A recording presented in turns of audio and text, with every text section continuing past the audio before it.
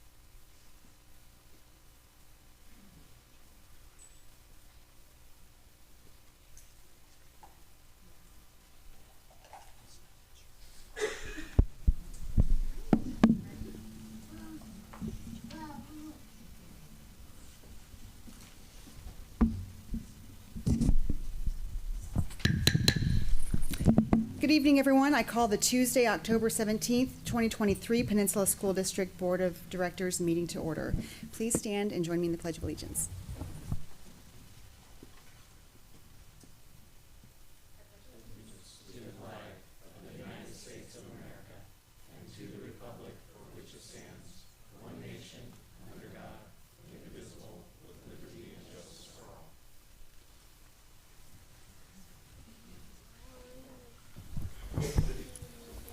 All right, we are going to approve the agenda.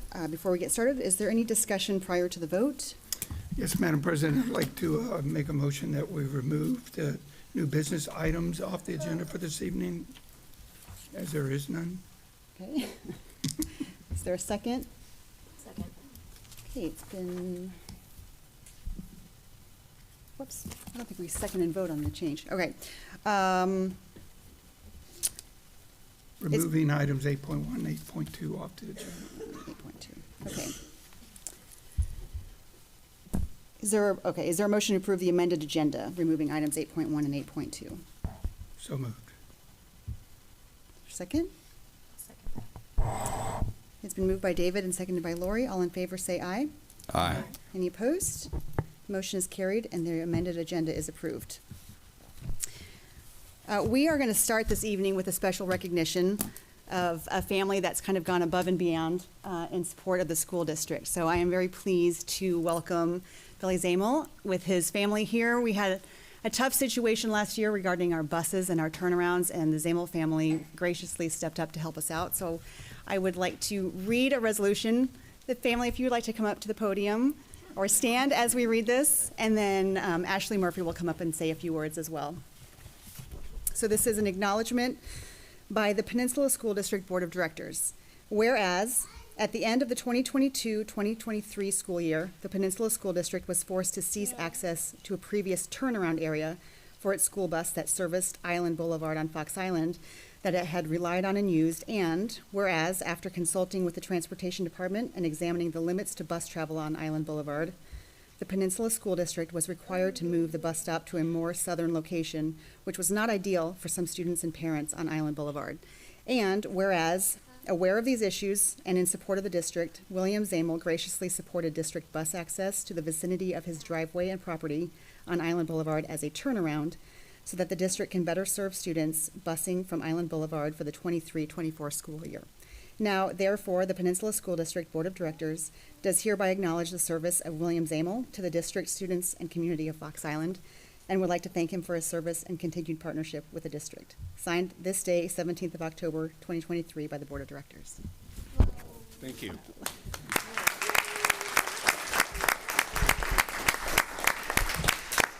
Okay, so I just wanted to take a moment to say that, as you read the whereas statement, we can tell it's legally drafted, but what you cannot see by reading through that whereas statement is the amount of hours and months of work that went into this bus stop situation.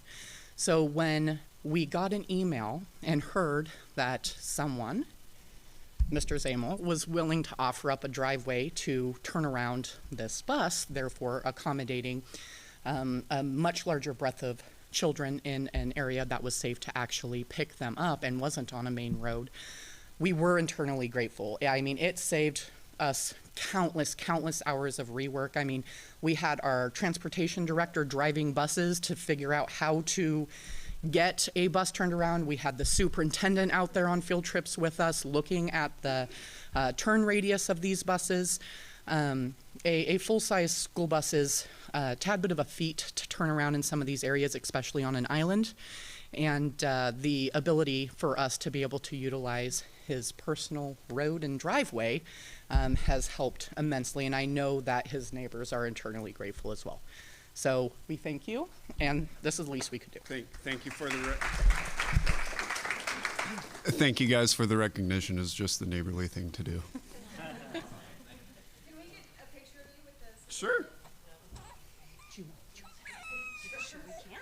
Yeah, You wanna go up there too? you get a picture. I don't know if we need to be at it. Or, he's fine. Okay, He's okay. fine. No, he did all the work. He's good. Well, he did tell us that. You know what? It's fine. It's fine. Oh, want the whole Okay. fam band? Okay.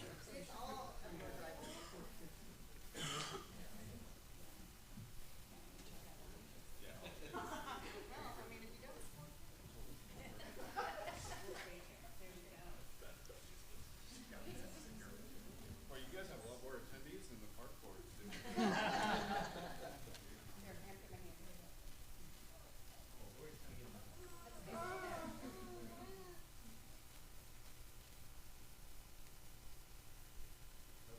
Sweet deal.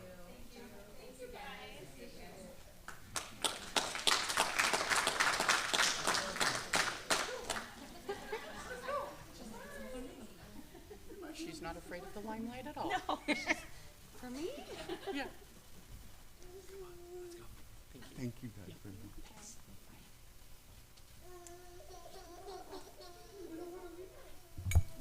Okay, it is time now to hear from our student board representatives. And we have an exciting addition this evening from our CTP program. We've got Mark with us, and Wendy, I'll let you guide how you want that to happen. So if you want to lead him.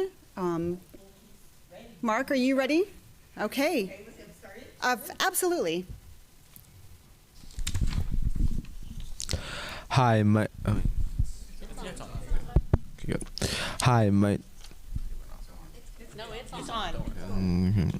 Hi, my name is Mark Slocum. I am a second-year student at the Community Transition Program. I made a list of the things we've been doing at CTP. First is Unified Club. Started last week at PHS.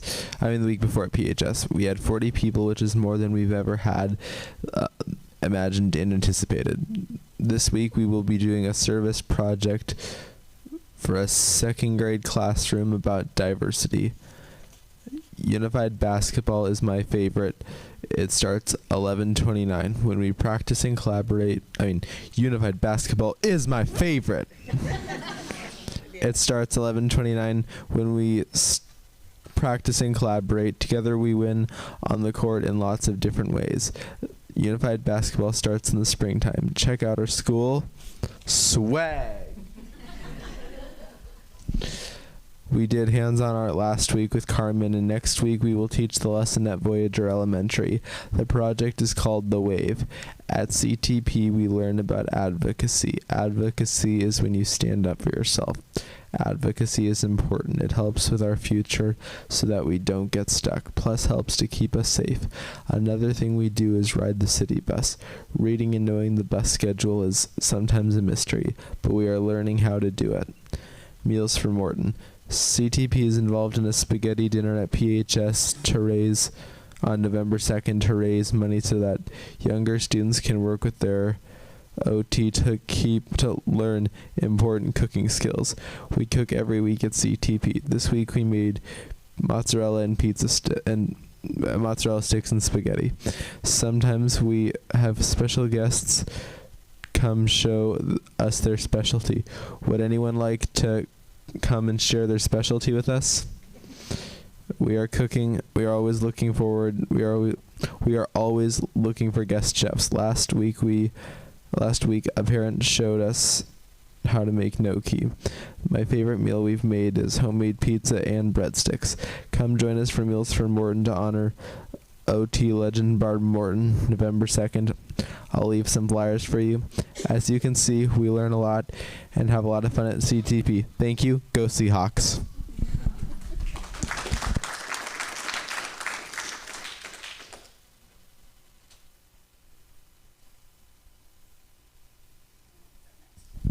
I think that's me, yeah. Good evening. So in the last while, school clubs and Wednesday activities at Henderson Bay have started up again. We have, and our Interact Club has started, and we're planning many great things as Halloween approaches. A few of our people from Interact Club actually are making Halloween costumes for the kids at Pioneer. We have chosen 5 kids to make Halloween costumes of what they wanted. And then our leadership class has started our culture shifting projects, a project where we get to help our community either in school or around the community outside of school, in which might help our school's reputation in the community. And one of our projects, the big toy in the back of our school, is going to be removed soon. We are going to have a meeting about it very soon to talk about the process, and plan is to turn that area into a community garden after the big toy is removed. Our monthly donations for our monthly food donations for Food Backpack for Kids, we have received 838 items currently, which from last month adds up to in a total of 4,845 items. And we started a food drive called the Harvest Hootenanny, where different advisory classes are advised to assigned to different food items, including the teachers and staff that don't have advisories. And so they have certain food items to donate, and that the winners will be announced on Halloween. We also had a really great fall family night last week, a really great turnout of families, including returning students. And on October 10th, we recognized World Mental Health Day, and our school counselor, Heather, gave out ribbons to recognize mental health and suicide prevention.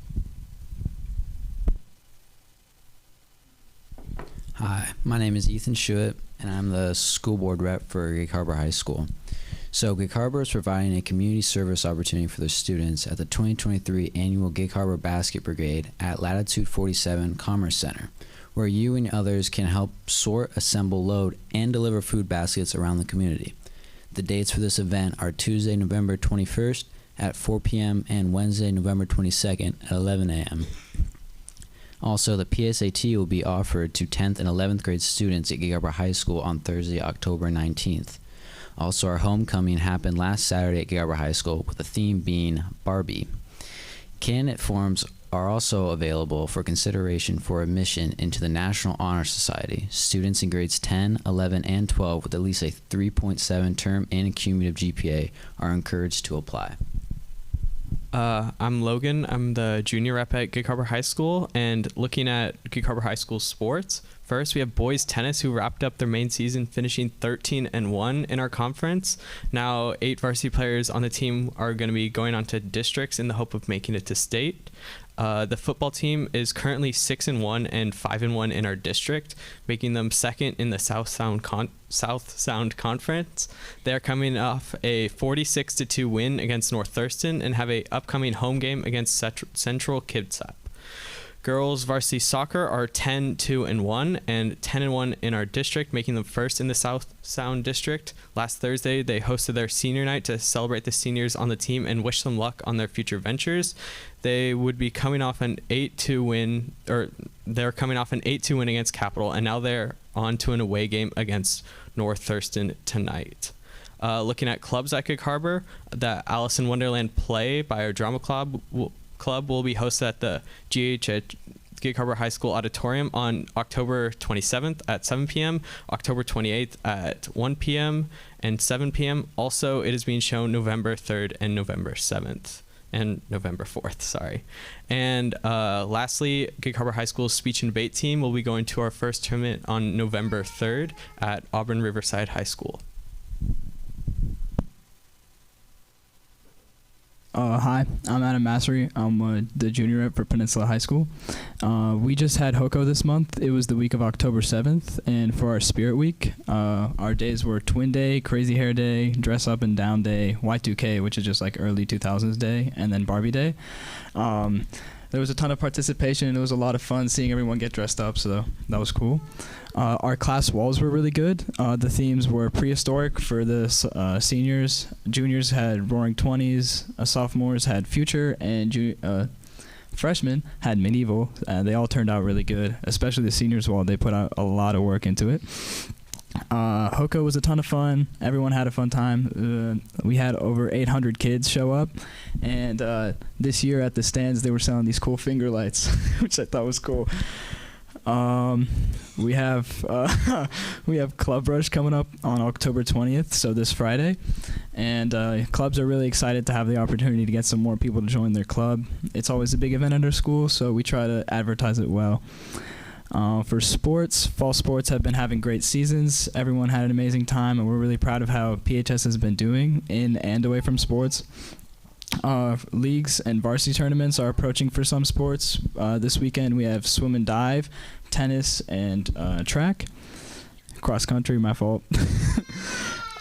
Registration for winter sports is now open. We have girls bowling, girls and boys basketball, boys swim and dive, girls and boys wrestling, girls water polo, and girls and boys unified soccer. Some events we have. We're getting ready for Veterans Day. Winterfest is at the end of November.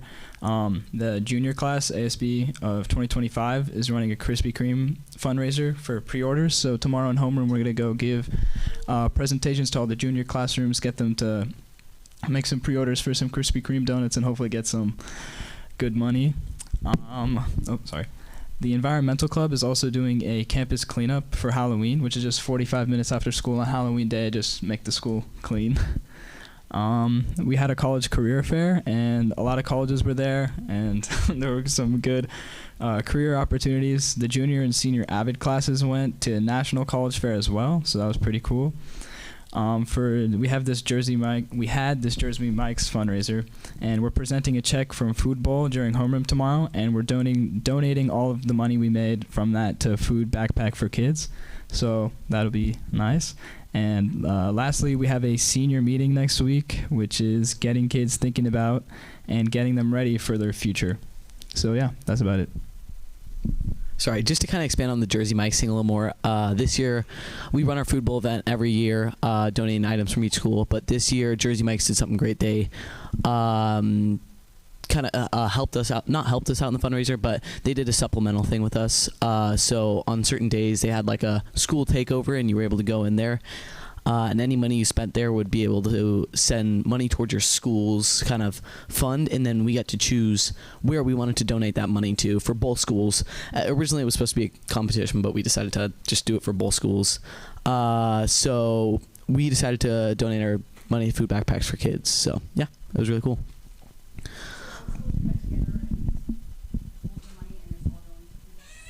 No, so each school raised a certain amount, and we're donating ours to Food Backpacks for Kids. Where are you guys donating yours? Do you know? Where you guys do you guys know where you're donating yours?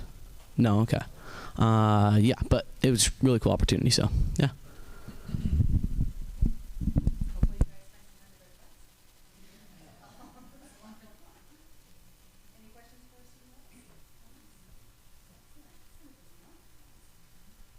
I will get in touch with you soon. November 17th is the day that we're looking for you joining us, whoever can, at the WASDA conference in Bellevue. So I have a tentative schedule of the breakout session. So what I'd like to do is send that to you and have you look at classes or sessions that are interesting to you. So you'll spend morning session with us, lunch with us, and then be able to pick which classes you want. A free lunch, yes.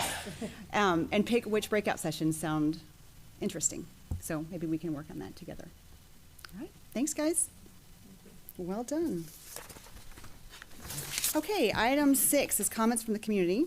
So, following our board policy 1400 and meeting conduct, all of that is available on our website. As you know, I'm going to call you one at a time to come to the board. Please state your first and last name.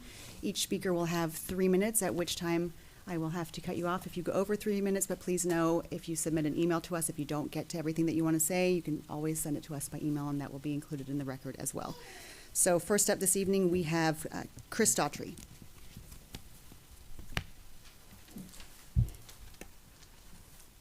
And then after Chris Daughtry, we'll have Michelle Meredith. Awesome. Hi, my name is Chris Doherty, and I am a parent of 2 students and a former employee of the Peninsula School District. Our children should have the right to an equitable education with access to quality instruction designed by trained professionals that prepares them for success in an ever-changing world. Yet for decades, we have had parents from well-funded conservative and religious groups trying to strip away curriculum that they deem as inappropriate or not in alignment with their views. And this is done by creating an instructional subcommittee involving parents who are allowed to influence curriculum used through the school district instead of relying on our educators with the knowledge and experience. What is the criteria for a parent to be selected? Why are PSD employees and educators who are also parents being frowned upon from partaking in the subcommittee? I attended public school and am a huge proponent for public education. Call me old-fashioned, but there was a time when educators were highly respected for their knowledge and the curriculum they taught in school. Now we have parents who believe the education their student is receiving directly contradicts their beliefs, whether that entails topics such as human growth and development, sex education, or discussions on ethnically diverse or LGBTQ families. If that is what they truly believe, they can make different decisions for their own children, such as attending a school that is more aligned with those conservative values or homeschooling. They don't have the right to commandeer curriculum from trained educators and try to dictate what all our children can and cannot learn. It is our responsibility as parents, community, and school board members to come together and ensure we are providing students with an age-appropriate, equitable, diverse, and inclusive education, words that seem to be intentionally removed from the course design, selection, and adoption of instructional materials. The school board is a nonpartisan entity that should represent all students in the community, regardless of their race, gender, or sexual identity, and protect our educators and their professional ability to select the best curriculum for our students. Educators have the background, and they have the knowledge, and they have the experience. Thank you. Thank you. Next up is Michelle Meredith, and after Ms. Meredith will be Casey Taylor. Good evening. My name is Michelle Meredith. I'm a speech-language pathologist, a mom, and a community member. When the coronavirus pandemic closed our schools, educators worked all hours of the day to design online learning, communicate with families, and support students who were traumatized by the rapid and significant changes to their lives. We neglected our own lives even while we learned to teach in ways we hadn't been taught. We began hearing that we were heroes. I remember thinking that finally public education will get the respect it deserves. And sometimes it did.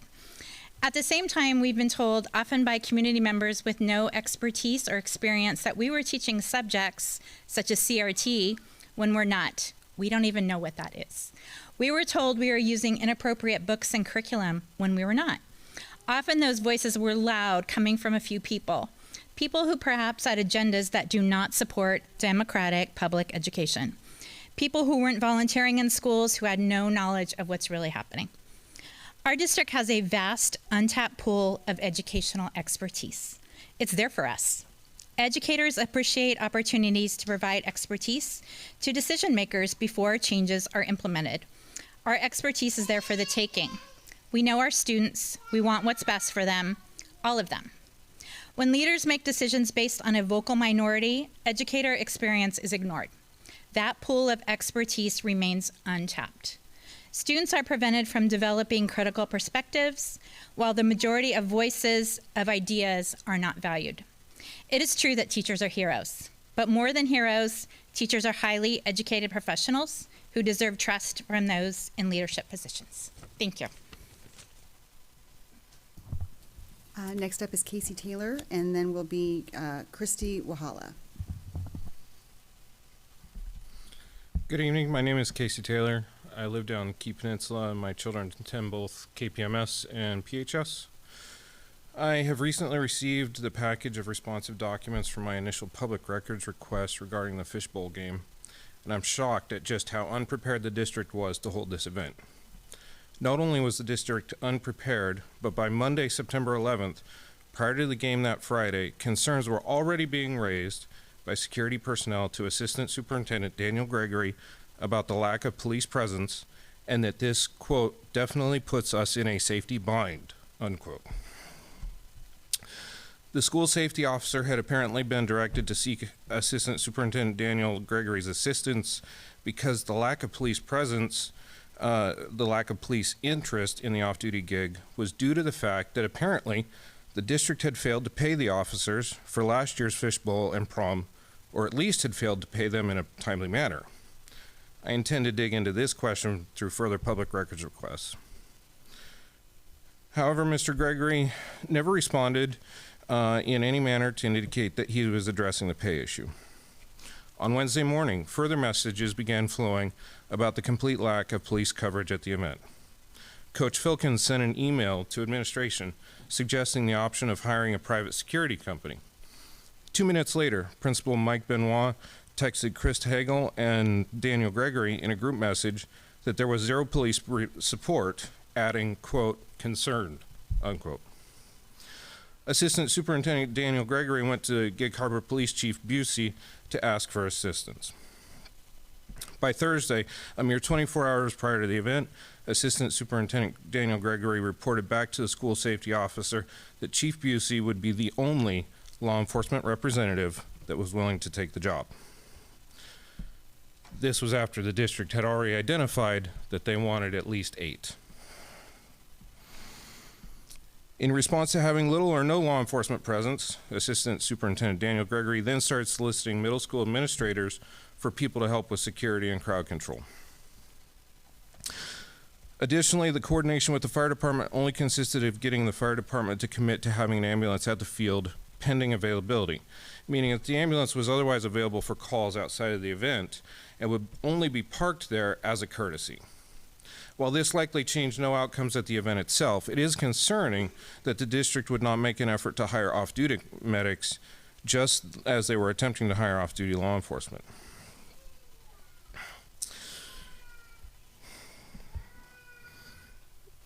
I have a lot more to get through, but it's clear that the district was very unprepared, and the board should do a lot more to address this unpreparedness. Next up is Christy Wahala, and then after Christy will be Carol Rivera.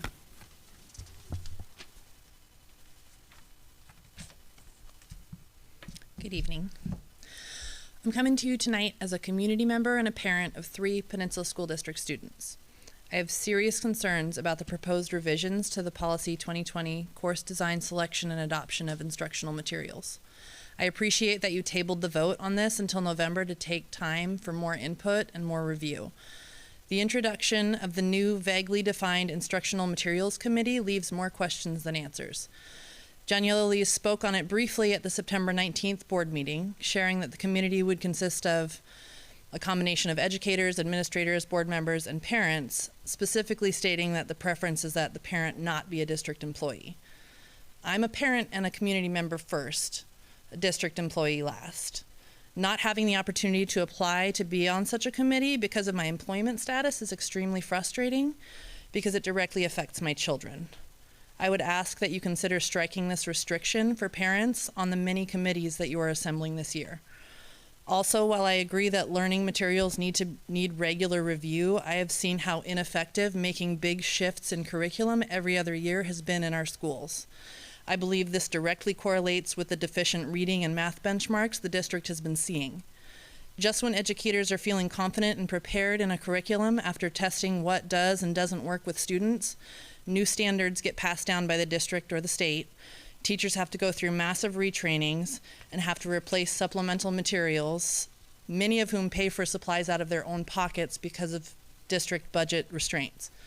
I challenge you to go home and play a new board game with your families.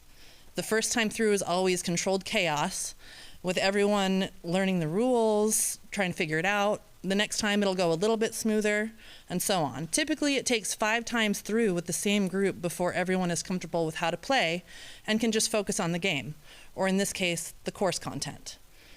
Limiting the frequency of change in core subject course selection should be included in this policy. The section outlining criteria for selection of instructional materials on page 3 of the proposed revisions is completely stricken out. I see nowhere in the revisions where these basic and critical protections were written back in. Points C through F are especially critical guidelines, ensuring the inclusion of culturally diverse, robust, and historically relevant learning experiences for our students. Without these criteria spelled out, it leaves huge doors open for the committee and the board to interpret the guidelines in whatever way suits their personal ideology. Mr. Yellowlees also stated that the policy's accompanying 2020 procedures document goes into greater detail about the guidelines and the policy. Unfortunately, this document has not been made available for public review. I implore you to please put those selection criteria guardrails back into the policy before it's adopted. I'm also requesting that the accompanying procedures be made available to the community so that we may have a full and complete understanding of what is being proposed and Thank you, that Ms. Mulholland. transparency is preserved in this process. Thank you. And next we have Carol Rivera, and after Carol Rivera will be Kelly Jo Perot.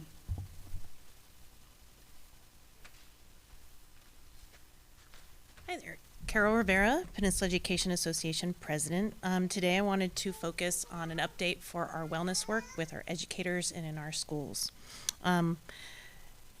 As you know, we've talked about the investment that the National Education Association has done with our Great Public Schools grant. It has afforded us some ability to fund ideas from our educators and focus on things that they believe would be impactful for their well-being and the well-being of children.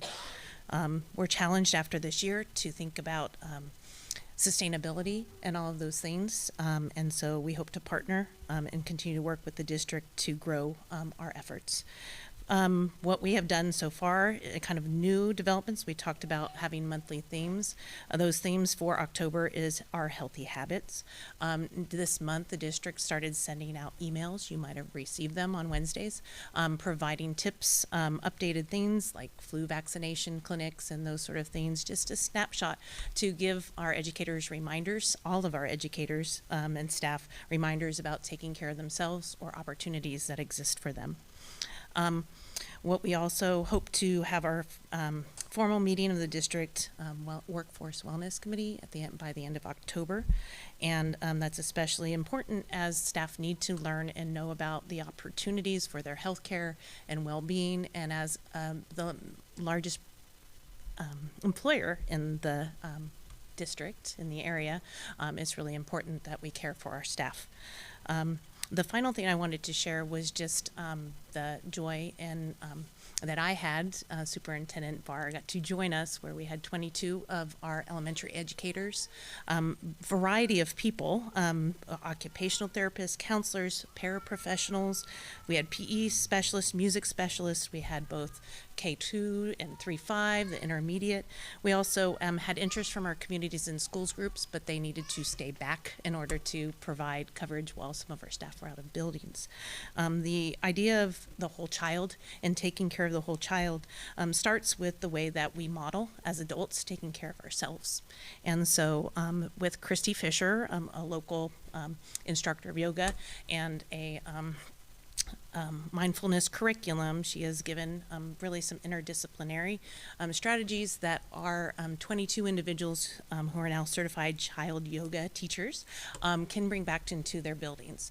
What they are tasked with at this point is really talking with their colleagues about ways to integrate things that will help with student regulation, but also adult thinking about how to respond when things are challenging. So from focusing students for assessments, for giving them energy when there's that lull, and also especially for being able to regulate when big feelings cause big behaviors. So thank you for your time.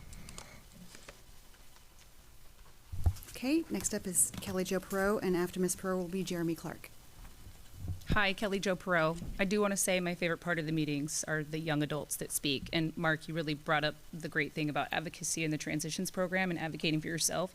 And I'm here to advocate for others who don't have a voice like kids. So continue to practice advocacy throughout your life. 2 weeks ago, you all sat patiently through elementary principals briefly discussing their school's SIP plan. Many celebrated their success in reading and literacy thanks to ECRI and letters training. I'm here to remind you about those initiatives and dispel any myths. Enhanced Core Reading Instruction, better known as ECRI, is a multi-tiered program designed for kindergarten, first, and second grade students to backfill the shortcomings of the core reading curriculum by enhancing reading instruction efficiency. In our district, we've extended it to third grade teachers, but please note that ECRI is not a curriculum or an intervention, but a set of routines and techniques for teachers to improve reading instruction and is used by the district because of the inadequate core reading curriculum, Reading Wonders. Letters Training, or Lexia Letters, is a professional learning course based in the science of reading for elementary educators. In other words, it's kind of an intervention for educators that received balanced literacy through college. It explains the how, what, and why of literacy acquisition and how to foster long-term change in literacy instruction. Like ECRI, it is not a curriculum or an intervention. Rather, it equips educators with a deep knowledge of reading science. During your last 2 hour and 25-minute meeting, the term curriculum audit was mentioned. It piqued my interest and others as well. A curriculum audit is a systematic review of school districts' educational programs and materials. It assesses the quality, alignment with standards, and effectiveness to make data-driven decisions for improvement, resource allocation, professional development, and accountability. Our district uses data to calculate growth targets, aiming for 100% of students reading by the end of third grade. But there's an essential missing piece in the equation: a structured literacy curriculum grounded in the science of reading. Consistency in curriculum across schools is crucial. If teachers are allowed to just get things off the internet because they have to purchase it themselves, that's not fair. This way, it would ensure that every student has equal access to core content and educational experiences. It ensures students are prepared for middle school, high school, and beyond. Overall, it promotes equity in education. I encourage the district to broadly involve teachers, parents, and community stakeholders in scrutinizing reading curriculums. Investing in evidence-based, science-aligned structured literacy curricula may seem substantial now, but the payoff will be enormous when all of our children learn to read. And it'll be no surprise that scores will also improve in math, science, and all other domains. Reading is the foundational skill of foundational skills. Thank you. Next up is Mr. Clark, and after Mr. Clark will be Carrie Charles.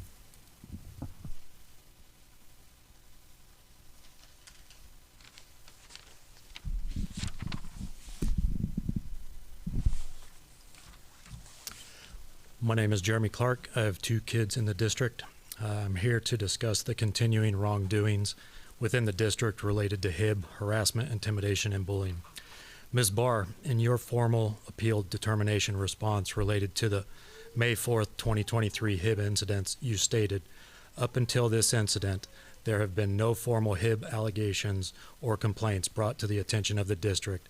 Any past allegations were addressed by the school without a formal investigation. Therefore, the legal investigator, Mr. Treat, was not required to and did not take into consideration any other prior allegations between the 2 students.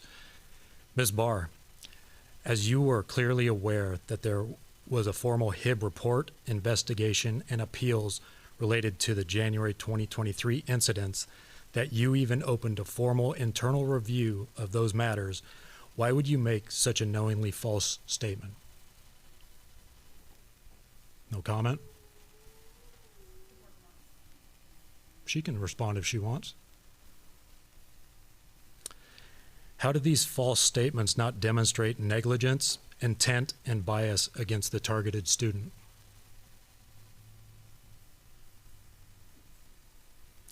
Ms. Barr, as you clearly knew there was a previous formal HIB involving the same students, and you knew that the district's HIB investigative minimum standards required consideration of previous complaints, why would you falsely state that the HIB investigator was not required to take into consideration any other prior allegations between the 2 students?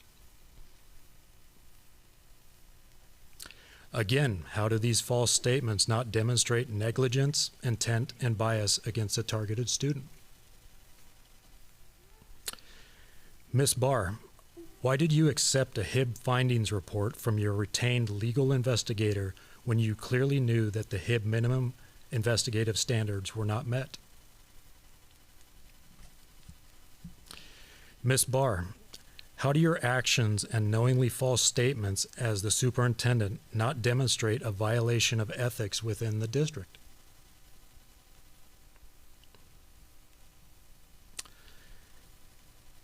Ms. Barr, you have refused multiple meeting requests to discuss the incidents.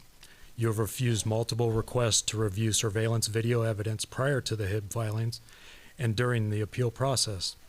You have now refused to address the prior questions on 4 separate occasions. Is this what you call leadership and accountability? Further concerning is that the board was aware of these knowingly false statements by the superintendent as part of their appeal review, yet chose to duck its head and look the other way, again.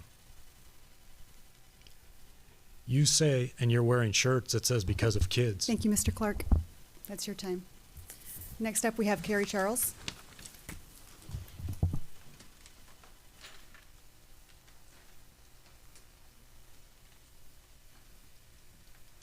Sorry for the baby. Okay, my name is Carrie Charles, and I'm the Peninsula High School Booster President. I'm also the main football rep for the boosters at Peninsula High School. I have 2 students at Peninsula High School and 3 others in the district. I am here to speak on behalf of the PHS football family and parents. We are here to talk about fishbowl. We want and deserve the true facts, answers, transparency for our players and team to be freed from all allegations. We want to know what the district has done so far and what are the district plans to do in the future to prevent anything like this happening again. From injuries to overdosing to drugs and alcohol to the underdressed minors to the crowd to the disturbing actions of Tide's coaches, what is PSD doing? We want and are entitled to know. Because of the lack of true facts made public of the injury of the Tides player, our school, our team, and our player number 44 have had to endure so much more than an injury itself. Our player was penalized for weeks before being allowed on the field and to play in a game. He has and still has death threats and safety concerns daily. He has suffered so much mentally because of the lack of facts and false rumors being allowed to be spread. Something I wouldn't want to happen to any of our young athletes. If PSD would tell us some real facts and have transparency, our team and player wouldn't be going through so much. If true statements were released, as they were supposedly, by the district, that would and still can make all the difference. Why were the coaches who act so disgusting only held from 1 game and not until the investigation is over? Why wasn't extra security, extra EMTs, extra police brought in to help a game and crowd of this size? Was the money worth more than what has happened now? Will these sad events actually lead to a change? I really hope the district doesn't sweep this under the rug and takes action and responsibility for what happened at the game and since the game. Thank you for listening. Okay, moving on to item number 7, the consent agenda. Is there any discussion prior to the vote? Is there a motion to approve the consent agenda? Is there a second? Second. It has been moved by Jennifer and seconded by Chuck. All in favor, say aye. Aye. Any opposed? Motion is carried. Consent agenda has been approved. Item 8, our report for this evening is going to be a transportation update, and we have Dawnette Wright, our Director of Transportation, here this evening.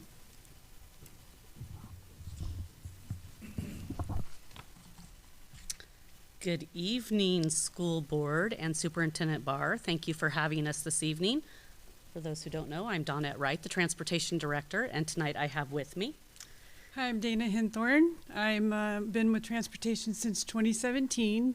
I've been a bus driver. I have came to the office, been a dispatcher. I've also been a router, and now I'm the interim supervisor.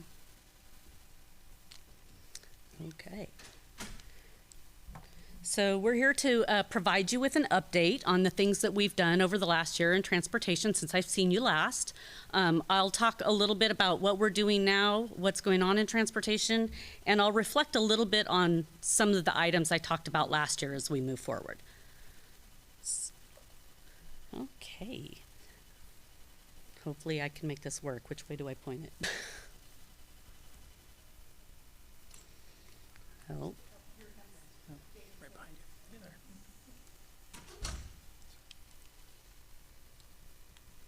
There you go. Thank you. Okay, so we're gonna go over tonight staffing, funding, ridership, equipment, and technology. The first one I want to talk about is staffing, and as you can see, we have 1 driver trainer, 2 dispatchers, 1 router, an office manager, a supervisor, a director, and that brings us with 102 total years experience in the transportation field, in student transportation field. So that's a lot of experience there. In our shop right now, we have 1 lead mechanic and 6 regular mechanics, and we have 2 shifts of mechanics. And they have a combined total of 88 years experience of school bus mechanics. This year we have 61 contracted drivers. That means each one of those 61s have their contracted route, and we have 10 subs. So those 10 subs, while that looks really good and a lot more than some districts have, they have varying degrees of availability for us. So some of them can only work mornings, some can only work afternoons, some can only work on a Tuesday when there's a blue moon out. So it's just a varying degree of availability. So while it looks really good, it's probably not as good as it looks. The difference in our, the difference in our staffing this year from last year, we have 1 router this year versus the 2 that we had last year in the office. We are down 1 mechanic, and we went from, let me check my notes here. We cut 3 contracted driving routes this year. The year prior to that, we cut 6 routes, so we've cut a total of 9 routes over the last 2 years. So there's a lot of our department that has been cut over the last couple of years, and yet we continue to offer provide the same level of service that we have. So we're really performing miracles on the daily basis in my department. I want to talk about ridership before I talk about funding, because we talked about our staffing, our routes. I'm backing up here. I want to talk about funding because we talked about routes, and routes tie into our ridership. So with those 61 basic routes that we have, as you can see, we've got 41 basics and 20 special program routes, a total of 61 routes and 169 daily runs, because that's each one of those have 3 runs in the morning, 3 runs in the afternoon. So we're moving a lot of kids, and when you look at the amount of students that we're transporting, you can see the pre-pandemic numbers, and you can see that we haven't caught up with those yet. However, you also can see the 21, 22, 22, 23 numbers stayed relatively the same, and right now we're tracking it at really close to the same right now for this reporting period. The state report is due at the end of this month, and right now we're tracking at 7,400 for this reporting period. Did I miss a slide? I feel like I missed a slide. Woo-hoo. Yeah, there we go. I wanted to go back to funding. Okay, so as I talked about that STARS report and the funding, this is how we get funded. We talked about it last year about the fact that we turn in a state transportation allocation reporting system is our state reporting, and we have 3 reports annually, one that's due at the end of October, one that's due in February, and one that's due in May, and that's how transportation is funded. And the basic drivers of that funding is really the land area, average distance from school bus stops to the schools, destinations, how many destinations that we're actually going to, but the biggest driver is and always will be riders of school buses. So this year our and also when we talk about funding and budgets and all of this, it's really important to note that gen ed transportation is not a basic education right, and it's not fully funded. So that's just one thing that's really important to know. The current budgeted funding right now is at $6,616,643. And when we look at the total cost of operations last year, we came in at $7,167,292, which appears to have us in excess in expenditures of $550,649. However, this year, for the first time, we're receiving safety net funds. And the safety net funds are new to us this year. It's $13 million worth of funding that is available to school districts who can report on the fact that it cost excess of what OSPI is funding us for special needs transportation. So it's for special needs transportation. We have to give a report to them saying how much it costs and why it costs so much money to transport our special services students. And then and we did that. And when we did that, we reported that it cost us $742,000, yet we received $282,000. So that was basically because there were so many school districts within the state that also reported on that.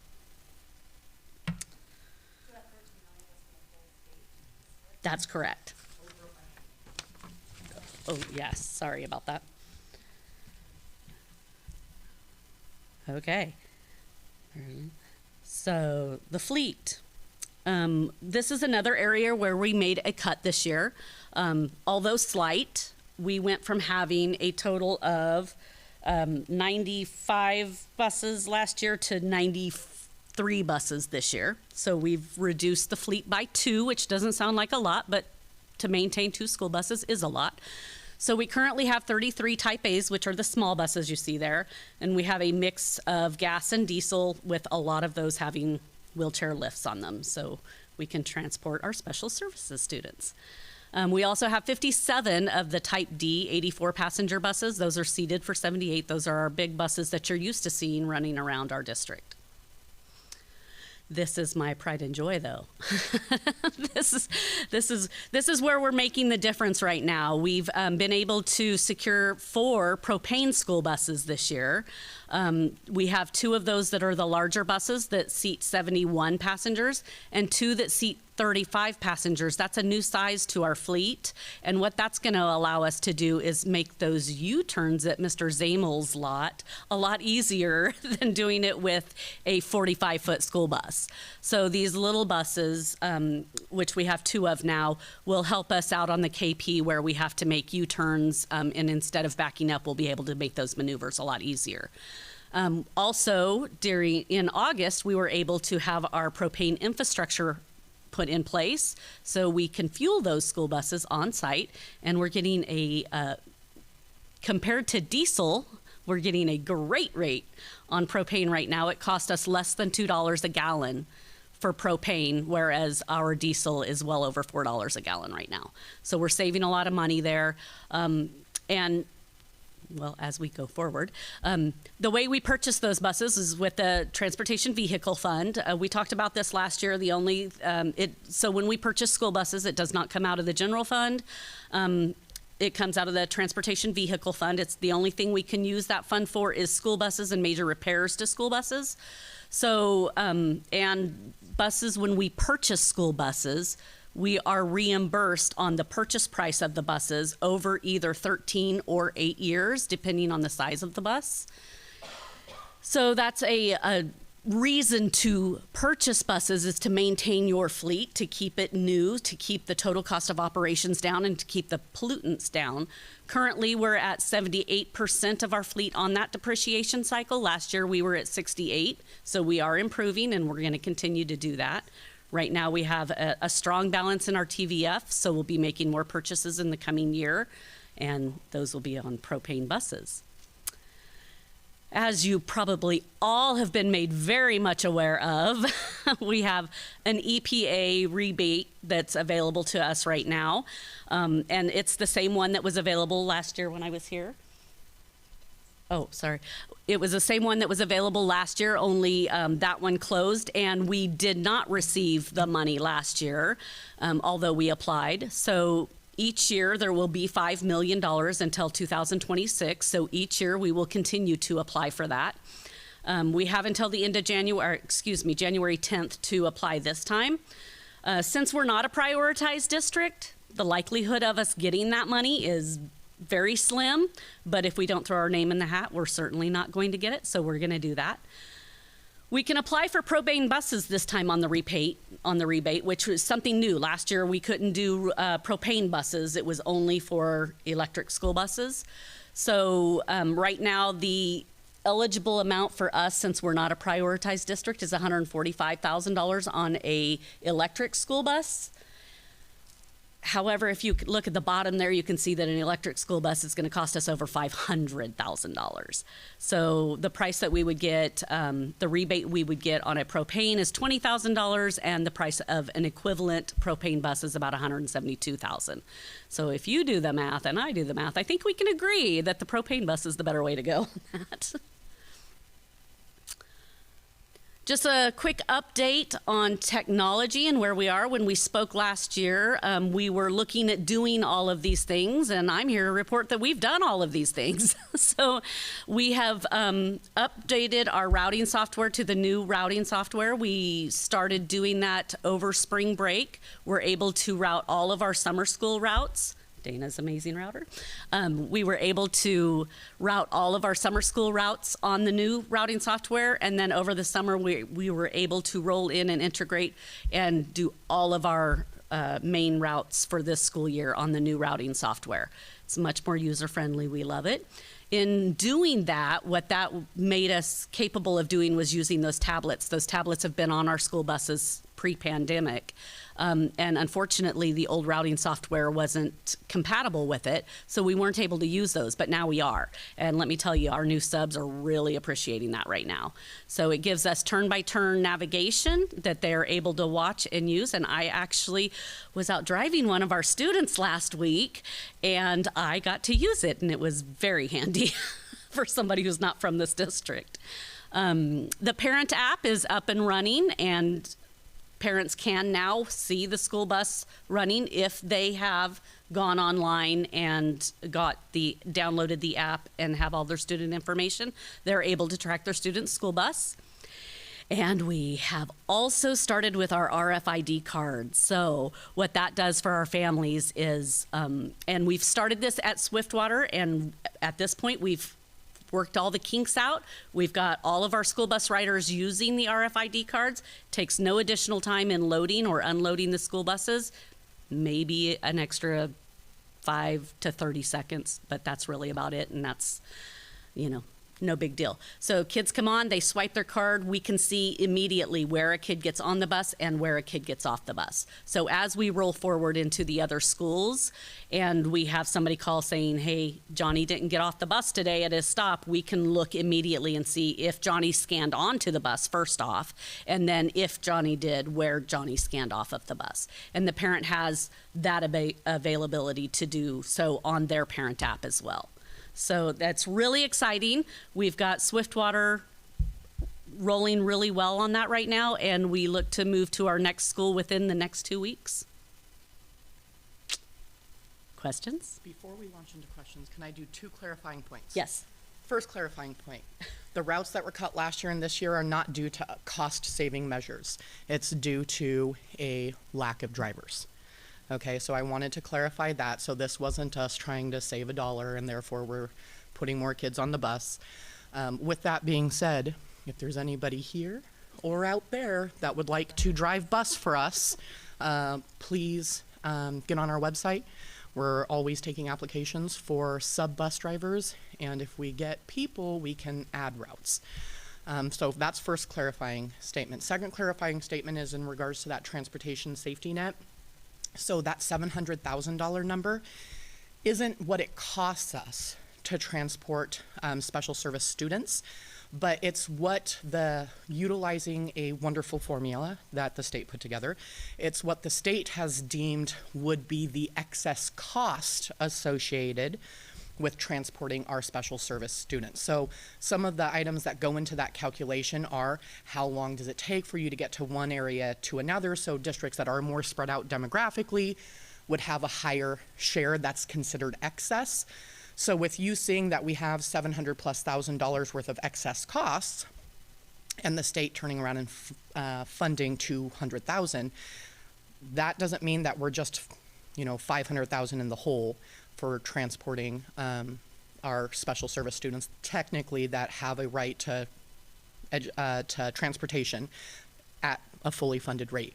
So that $13 million number is a biennium, so it's $6.5 million a year, and we do not know how much we will get. So you just put in the application, cross your fingers, 5 months later you find out, hey, you'll get this dollar value in your next apportionment statement. So I just wanted to clarify those two things. Okay. Yeah, and maybe it's for Ashley. Speak back up here. So you mentioned, first off, the safety net. Is this a new program then? So Yes. This is new. This is the first year of it. Yep. Okay. That may sound familiar because we have our normal SPED safety net. Okay. And it's the same type of idea, formula-driven, excess costs over a certain percentage. And then you mentioned that there is some consideration for geographical issues. Yes. And that's in the safety net. Is that elsewhere in the transportation funding? Not that would benefit us, because through the STARS formula, we get funded as the crow flies, like they would like to say. So our waterways, the areas where we have to go around because there technically isn't roads, we're not getting funded for that. Okay. That was one of my concerns. Yeah.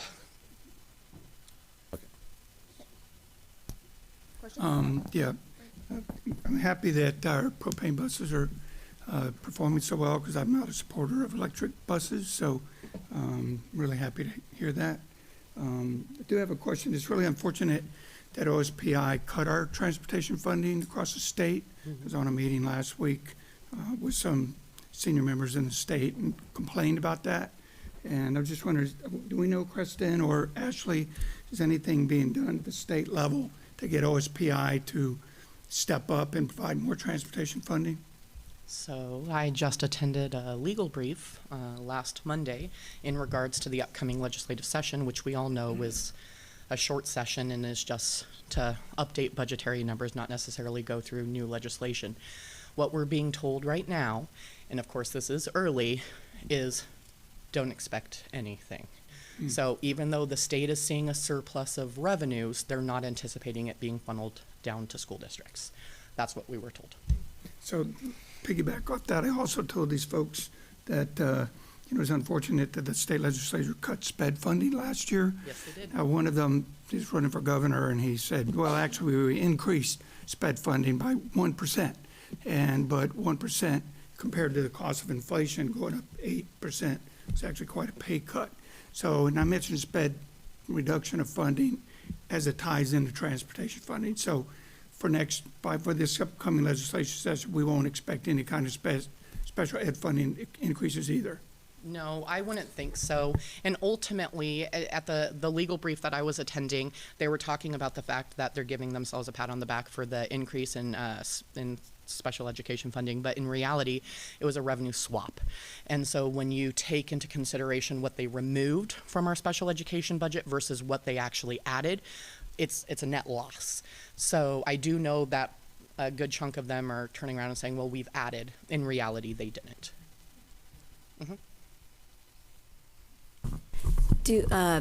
Considering the not propane but diesel and gasoline buses, do the smaller buses have the same gas mileage as the larger buses? No. So, and that depends. So we have some gas buses and some diesel buses that are the type A. And so no, they don't get, no, they don't get the same gas mileage. The big diesels are always going to be your best gas mileage, the best economy. However, they're also the most expensive buses to run and the highest pollutant buses to run. So propane, on the other hand, let me piggyback on that, does have an equivalent. I mean, it's the closest that you're going to get is the propane bus on the range and the fuel economy on them. So you're really coming out ahead when you look at the price per gallon. Mm-hmm. Oh, I'm sorry, go ahead, Superintendent. I just wanted to give a quick shout out to one of your drivers. I have two children that take the bus, and one of the routes has been a bit challenging with the year with drivers and everything else. But I got a personal phone call from the new driver, and she was taking it on herself to call, and maybe this is policy, I've never gotten a call before, to call every one of the students, new students that she was going to be picking up, and introduce herself and ask if we had any questions. And I just thought that was pretty spectacular. And she acknowledged that it's been a challenge and it was the middle of the year and she was excited to meet our children. And so thank you for that. It made a huge difference. Really appreciate that professionalism. Thank you. Yes, we do encourage some of the routes when they have a more personalized route where they're stopping door to door, they do oftentimes call, but that personal touch really does help for sure. Thank you. This last question is compared to diesels that can be pretty robust as far as, power wise. How much loss from a propane powered bus? So actually, we're seeing really good power come out of it. We have the new Ford Godzilla engine in the propane buses. You're going to go right up my alley. So they're actually they've got some really good horsepower, and they can go up a hill and transport just as many kids and have a very similar power rating, with a lot less particulate aftermarket add-ons. So. That's what Ford calls it. It's the Godzilla engine. Okay. A quick one for the RFID cards for signing into buses, I guess. Is that only planned for the elementary level, or is that going to be district wide? Well, eventually we'd like to see it district wide, but that is going to take some time to get there. We've rolled out one elementary school at this point. We're going on to our second, so it's going to be a hot minute before it sees you, but hopefully eventually we'll get there. All right, thank you. You're welcome.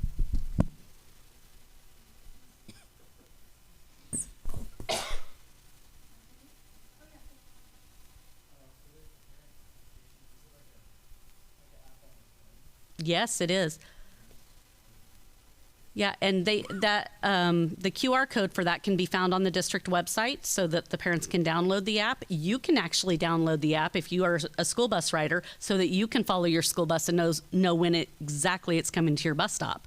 So I've encouraged a lot of our buses to actually have the QR code on the bus so that the high school and middle school students can scan and download that app and see where their school bus is at. Yeah, you bet. That's perfect, because that's what I was going to talk about too. I love that we have the app and it's up and running. I park in a parking lot and take an employee bus to where I work, and we have an app too, and we're always on it. Where is the bus? When you're just trying to get home from work. So it's great. I'm glad we're using it.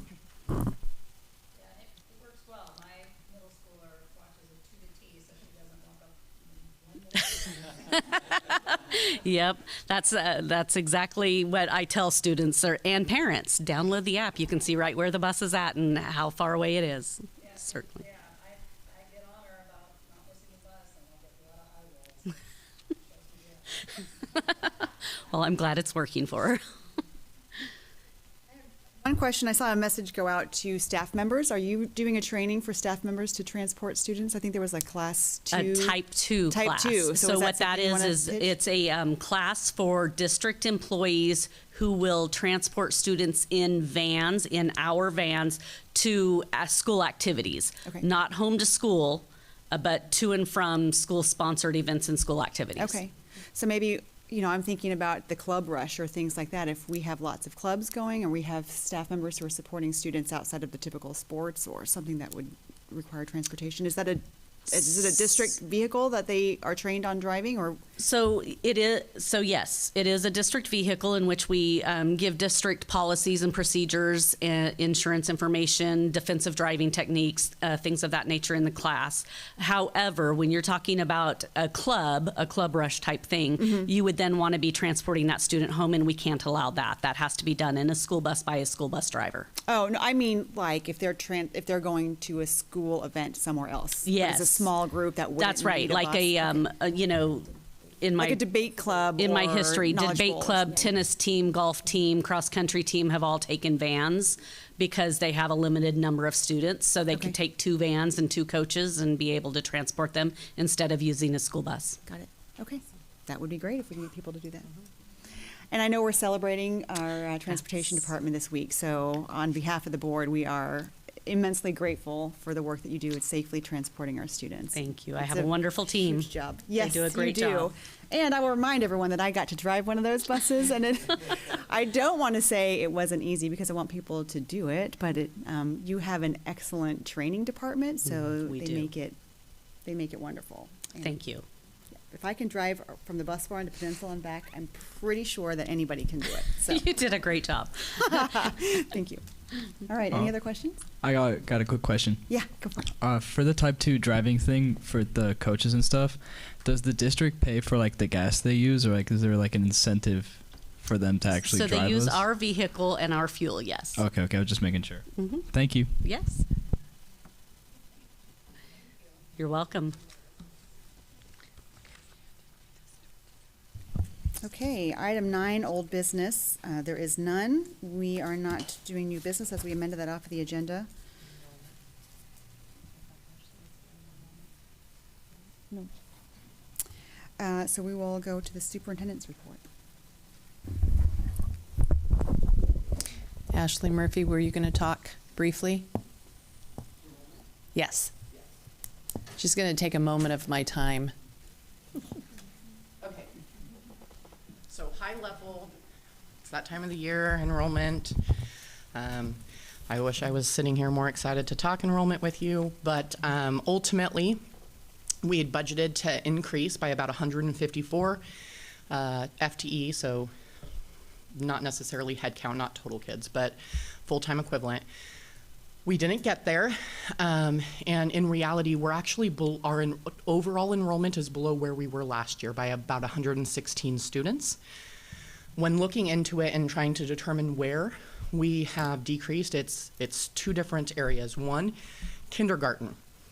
So kindergarten numbers across the state came in significantly low this year, and especially in our region. We have what's called a 1.10 multiplier for kindergarten live births. So you take your live birth number for that year, 555, multiply it 1.1, and that's where you should anticipate to see us as far as kindergarten goes. We didn't hit it.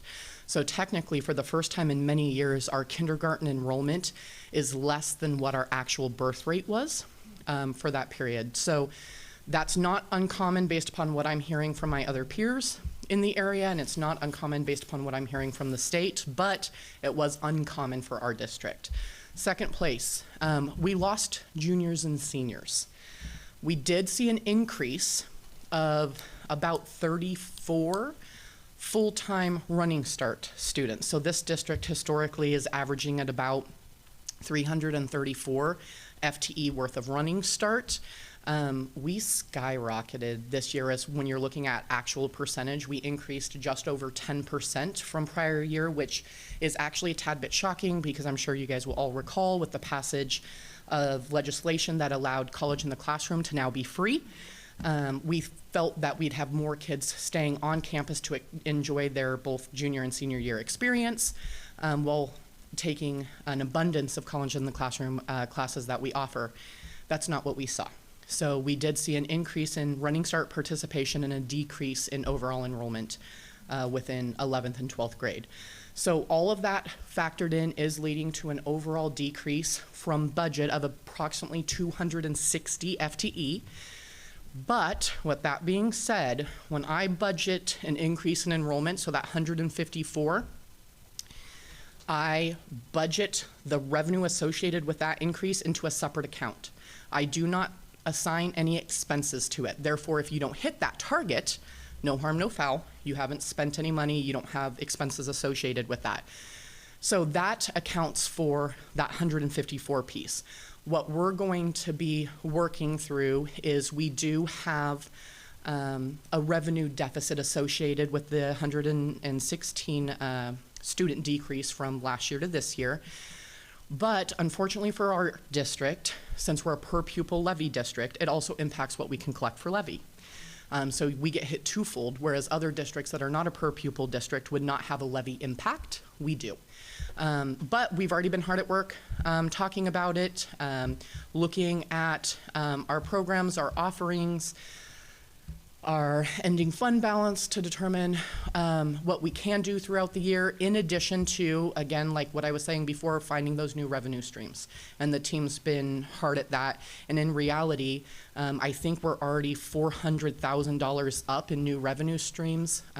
Chris Hagel got a fairly significant one on the cybersecurity side. We got multiple in the curricular side. So we're gonna push that in order to help offset it, but ultimately, the work that we did last spring, that was about righting the ship so that we can work with these ebbs and flows of revenues. Because ultimately, had we not done that work, this would have been crushing. And instead, I can sit here and say that I know that we'll get through it. It's going to be a tight year, but we're used to it based upon last year, and we'll rectify it and go from there. Questions? Is the 116 down from last year at this time all running start, or? No, it's kindergarten. So that 116 is a mix of kindergarten, a decrease in kindergarten, and it's also a decrease in upper level high school. Okay. The decrease in upper level high school, technically, some of them, not all, went the Running Start path. Unfortunately, with Running Start, you only get funded at 8% versus 100%. So technically, we're happy for those kids and the education that they're receiving in their post-secondary side, running it in tandem with their high school education. But for funding purposes, we have to account for that differently. Got it. Thanks. And I will just expand. That was a conversation with our Region 1, which is AASA. So the whole region, basically the Pacific Northwest and California. And that kindergarten number is consistent in most districts in our region, in the whole Pacific Northwest. Now, I can't speak to nationally yet, but whether parents are keeping their kids until they're six years old or what the indicator, we also know that demographically, younger parents are having less and less children, and so we're going to have to make sure that we are more cognizant of that and not just assuming that if we had 300 kindergartners one year that we will have 300 kindergartners the next year. So exactly. And then we're also working with our peers in regards to their trends and what they're seeing as far as, are they homeschooling? And they're submitting an application for homeschool. Next year will be really telling, because that's when we will find out whether or not those are parents that are holding back another year and then sending them as a 6-year-old kindergartner. So we're waiting for that. But again, this post-pandemic demographic or demographer work that is being done is extremely difficult. I mean, we have demographers that they've done this their entire career, and you talk to them and they're like, well, we just can't estimate where you're gonna be at based upon everything else going on. Thank you, Ashley, for starting me off. All right, quickly I will go. I just wanted to thank Henderson Bay Open House. So I attended the open house and the family, and I also attended the Henderson Bay Leadership Group. Chris and myself and Dan Gregory went out to talk to the students about the cell phone policy. And I think that you would be very surprised, would you not? I was very surprised. They actually really liked it. And the comments that students gave, and maybe I should make that assignment, Sarah, for you to ask your colleagues in your leadership class, because I think that I was actually floored. I think Chris and I we were sitting and listening to students. So I would like to come to Gig Harbor, and I would like to also go to PHS with the same conversation about what we heard is that students had permission just to pay attention, and that they actually liked having conversations with their peers, and that they, several of them said that they have attention deficit and that they feel like they are really engaged in the learning. That was not what I thought that we were going to hear. And I think that that would be maybe a fascinating study session alone for you to hear from students and student voice, because I walked away feeling compelled, and that we have a moral obligation as adults to listen to kids and setting that up.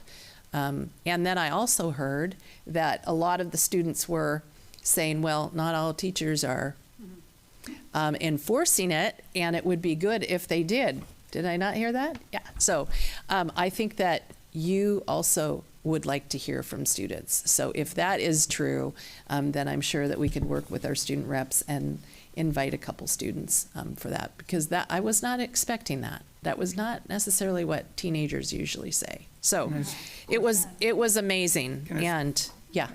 What are we going to do about teachers that aren't enforcing it? Well, I think that the students actually had some good ideas, and I think that the principal was there listening as well. So leaving that up to students and student voice, I think is the most powerful way to do that, because it came through loud and clear. Would you not agree, Sarah?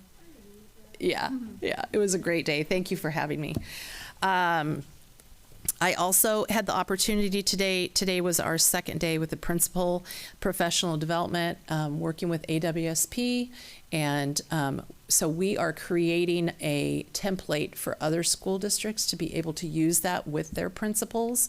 The speaker that came today, she also is working with Alaska, and she said that they were using our school district as an example. So I think it was a powerful day. I think that we have leaders that are really leaning into leadership and really moving the needle. We heard that at the last board meeting, but you know, it's new, the cycle of inquiry and how they're engaging in their work might be new for them, but I'm really proud of the principals that we have here in this district, and I'm really grateful for AWSP. I did also want to announce that in terms, and I've been asked by a couple people, the middle school reading intervention plan, I know that Lisa is not here, but in November, we will begin to implement middle school reading intervention groups after school, focused on foundational skills. They will be utilizing the Plan, Do, Study, Act framework. They will be identifying models that they can use both during and after the school day moving forward. I know that Lisa and Natalie and I met with some local people that are doing one-on-one tutoring. And I also wanted to just announce a part of my work with the Hunt Institute with the state. We are called Moving Forward. This is how our state will move forward in terms of literacy. And there are some key people that are in the group. It's a very small group, but there is Dr. Missel from University of Washington. Our coach is Mary Dean Behringer, so she is our coach. She's also Idaho's coach. Connecticut, New Mexico, I didn't write down, but there's 8 different states that are involved, and we will be working as a cohort, working through how our state moves forward with early literacy, what that legislation looks like, what we are going to pay for in terms of, we listened to North Carolina and Missouri. They already have legislation in place where they, I want to say 24 million, but it might be 42 million. I don't know, it's my switching numbers. But they have professional day, learning days for their staff, for all of their employees to be trained in the state in the science of reading, which is also letters training. So that made me happy because we are doing that in our district. Missouri also, I believe it was Missouri or North Carolina, they also legislated having an instructional coach that was in all of their elementary schools. We have a representative from the governor's office on this group, and so we will be working through that. So I will regularly be updating. It was more of a meet and greet, and this is what we're going to be doing. Next month, we'll be working with our coach, Mary Dean Behringer, and so she will be coaching the state. I do have good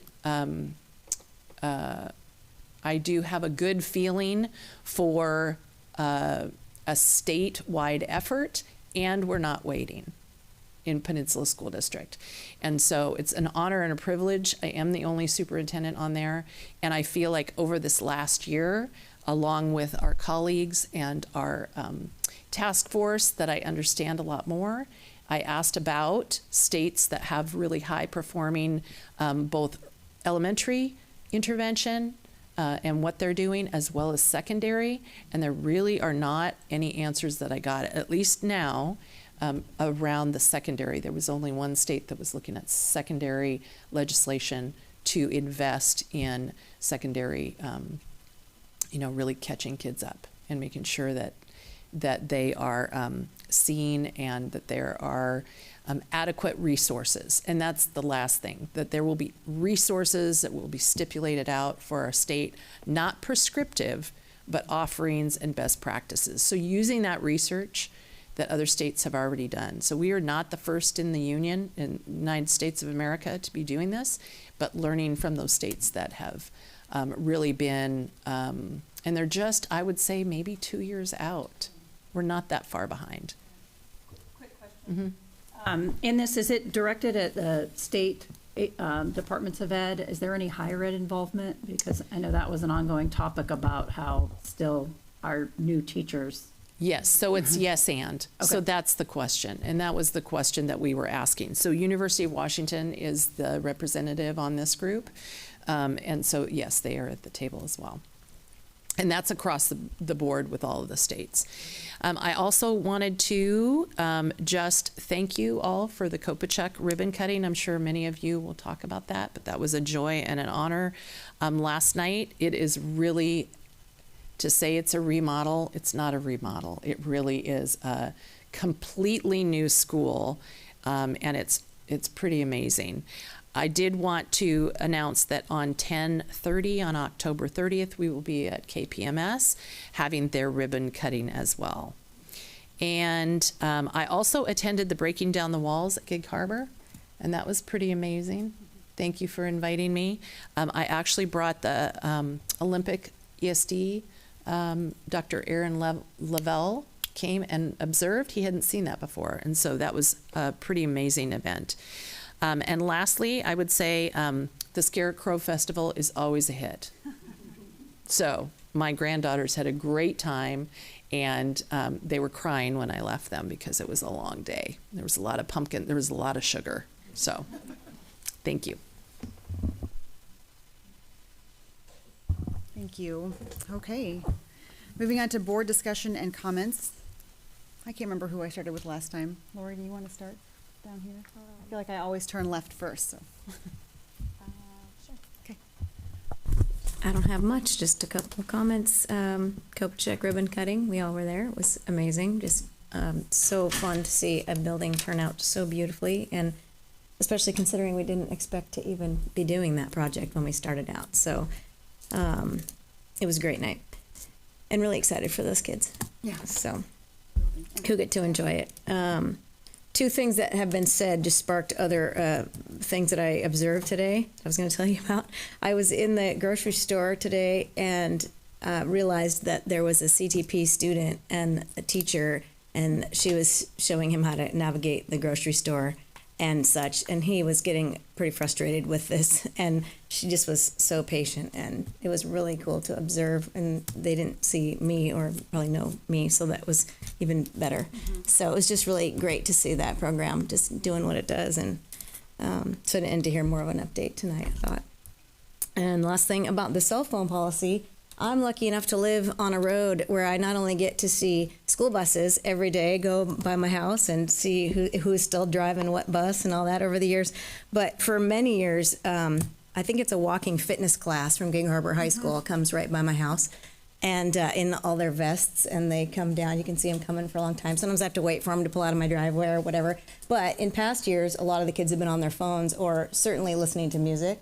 And today I noticed one kid in the very front was doing something on his phone, which could have been anything really, but no one else was, and they all were talking to each other. I mean, it was really noticeable because this has been for more than 20 years. I've seen them go by my house, so yay for that. Was it my kid on the phone? Yeah, it was your kid on the phone. Really? No, I hope not. Anyway, all right. my kid who got That's himself all on I it. know. It brings me great joy to see both the buses and the class go by my house, so that's all I got.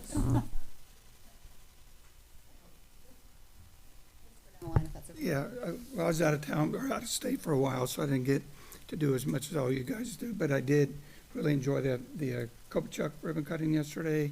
It's such a tribute to our voters for voting for that 2019, and to our staff and our capital projects team and our CFO and all the stuff from years past that we're able to build 6 schools for the price of 4, and so it's still very proud that we were a part of that. So look forward to the keeping in some middle school in a couple weeks. You mentioned CTP, just since you mentioned it, just over the years that I've attended CTP, it's really cool to see those young kids graduate from those programs. And so I always try, when I see them out in town, whether it's at Fred Meyer or whatever, I always try and go up to them and say hi and say, hey, how are you doing, and use their name.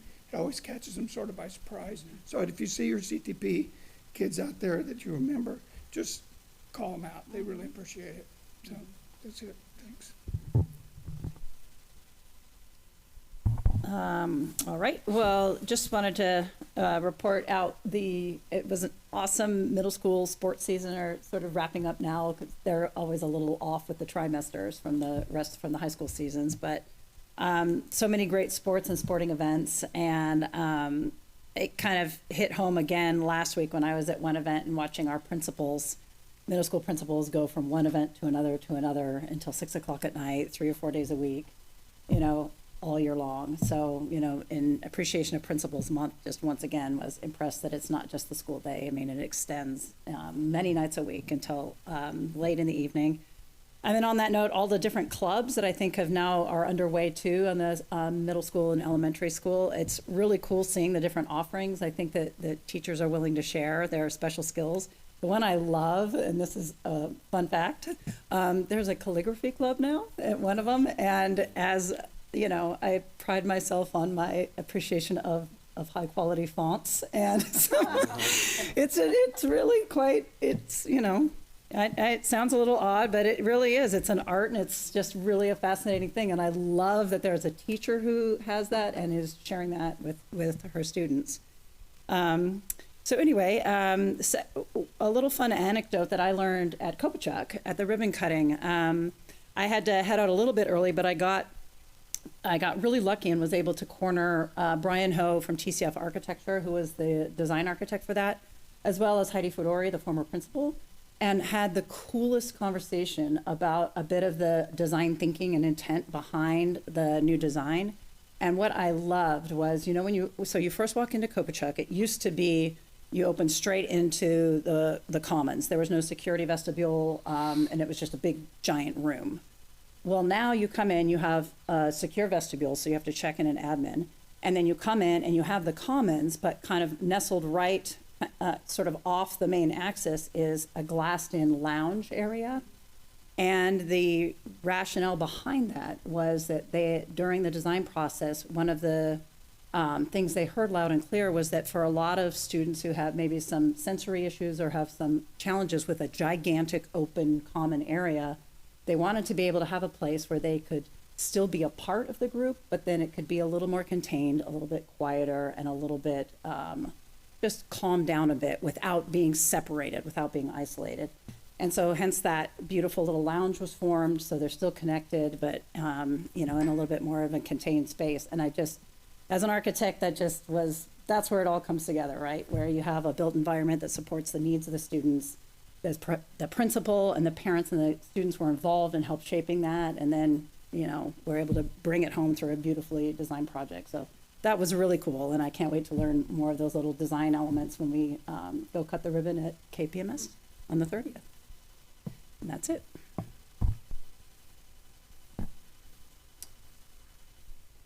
Hello. Hi. I guess KPMS is coming up as the end of our project. And 4 elementary schools. Now one of the middle schools is complete, and the next one's. And with that, seems like now we got to start looking to the future. So I think we're already talking about it. So, and I say that because last Saturday night, I was at a birthday party for an old friend. And I wound up sitting with a teacher from Peninsula High School for quite some time, hearing some things about Peninsula High School. And one of the things that she told me was that her dad started at Peninsula High School in 1951 as a teacher. And so she has got to see that high school for a lot of years because she went in there, child, before she was even in high school. And it has changed a little. But, yeah, yes, and I have seen underneath. So I guess I'm planting a seed. But the seed has already been planted. The teachers are already talking about the needs to continue improving at the high school level some of our facilities. And I embrace that. And I'll just put this one little plug in. I look forward to having a vocational education section that's robust. So that was also shared with me by that teacher.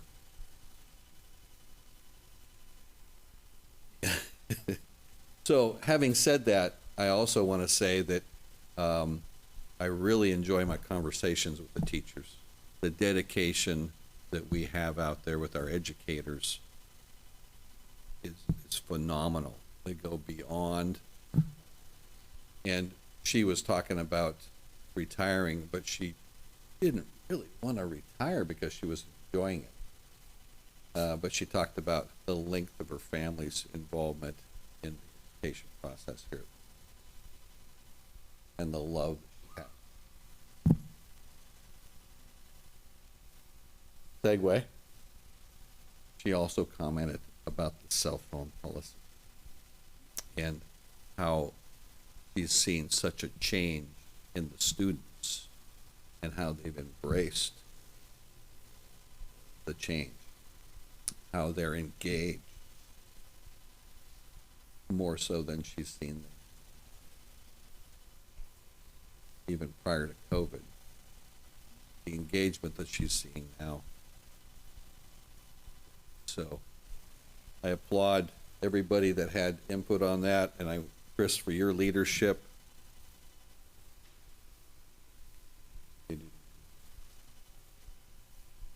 That's it. Okay.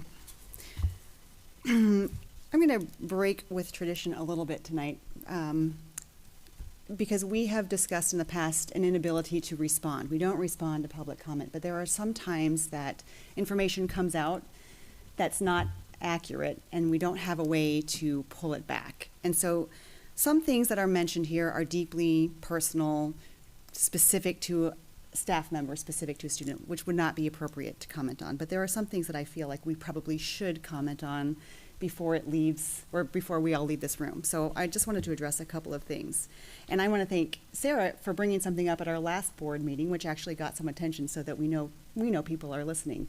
You mentioned a concern for lunch at Henderson Bay, so we followed up on that. And we are absolutely not going to stop lunch service at Henderson Bay. So thank you for sharing that concern. What we've heard actually was that there are so many people who are interested in providing additional meals at Henderson Bay. People like to bring pizzas or sandwiches or or whatever, because they love to just sit and engage with the students there, that maybe purchasing lunches is down, but we will never, and I will stand on that, never stop providing lunches at any of our schools. Because it's, number one, the right thing to do, and two, we have to. So I just wanted to make sure that that's very clear, that we will always provide food for our students.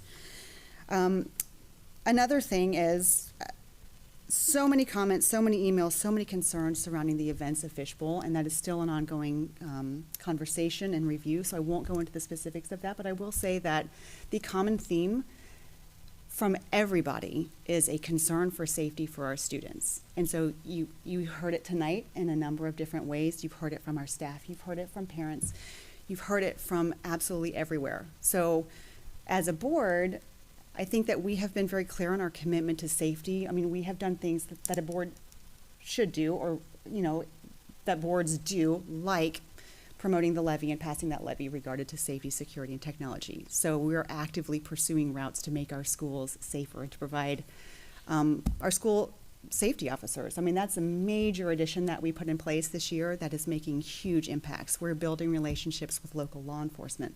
We are providing additional training for things like event security. So we're making sure that our staff is prepared to handle these things. It might be that our facilities are outgrowing the popularity of these events, and those are all things that this district is actively reviewing and considering. A request that I will make on behalf of the board is that we all keep the safety and security of our students in mind, but that we don't become calcified against each other. We are concerned for all students, no matter where in the district we live or where our students go to school. And it's not just this one event, it's all the time. So some things that were mentioned tonight in public comment, we're looking at, whether it's what our kids are wearing, what they're doing on school property, what they're doing out of schools. We are all deeply, deeply concerned for that. And we know that everyone is working incredibly hard to address those. So sometimes the things that we hear up here, they're hard to hear, but I am confident as a board that the district is working towards solutions. And I know that our staff has been working incredibly long hours. It has been exhausting, and it's an exhaustive review, and one question or comment leads to something else, and I appreciate that you are taking the time to do it correctly and pull together a really comprehensive review. And I will also say, there might not be answers that people are looking for, a definitive what happened when, and but what I can say is we will, or the district will, come out with next steps and what we will do in the future to protect our students and to try to avoid situations like that. Another thing by way of comment that we hear, and I'm glad that you're still here tonight, I want to address Policy 2020. And I just want to be clear about the process for policy adoption and updates. We are required by the WASDA, which is Washington State School Directors Association, to update policies. Some of the policies that we have are considered essential, and they're essential that we update them. So the 2020, which relates to curriculum adoption, that is a mandatory update from Washington State School Directors Association. So what you have seen was not written by this board. It was actually written, it's called a model policy. So usually when there's an update that's required, we just adopt exactly what's written in that. So that's what we're looking at. So I know there are some questions about the board creating a committee. That's not happening. So there's a instructional, and I might get the words wrong, materials committee. That's required in that policy. And so it's written, actually I think it's in an RCW who participates in that. So we're just following what goes along with that. And we do want to be very clear that we're following the state law and the guidelines on that. And we do want that diverse voice in the piloting program, things that we've always done, but we know that we have staff members who are experts in selecting a curriculum to pilot. We also know for core instruction, there are very few available curriculum for us to pilot. Something that's going to meet the state standards. There's not always a lot. So we're not selecting it as a board. We are not asking parents to select it. We're just asking, we are having our policy updated. And the procedure will be updated. That's also written by the School Directors Association. So if there are further questions about that, I would be happy to talk with you or give access to where you can see what the WASDA model policies are so that you can feel comfortable that we are aligning with what the state is doing on that. And I think that was essentially it. The calligraphy piece, I just want to say I have a son who graduated in 2021. That was the year that we started ROTC, and he missed that, and he was super disappointed. And I told him we started a calligraphy club, and he's just beside himself that he can't come back and do this over again. Because, I mean, if he could do ROTC and calligraphy, that would be his jam. So we are not going to adjourn. The board's going to recess for an executive session during which no action will be taken, but I want to update everyone quickly on our future meeting. The next one will be November 7th here at Swiftwater at 6:00 p.m. We have canceled the November 21st meeting. That's the day before we go on holiday for Thanksgiving, so we're not going to ask anyone to come in that night. And then we're doing some moving around in December because December 19th is just too close to another break. So we will have a meeting on December 5th, and then the next one for that month will be on December 12th. So we'll have some back-to-backs. So November 7th, December 5th, and December 12th.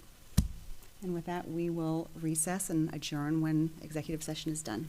Thanks, everyone.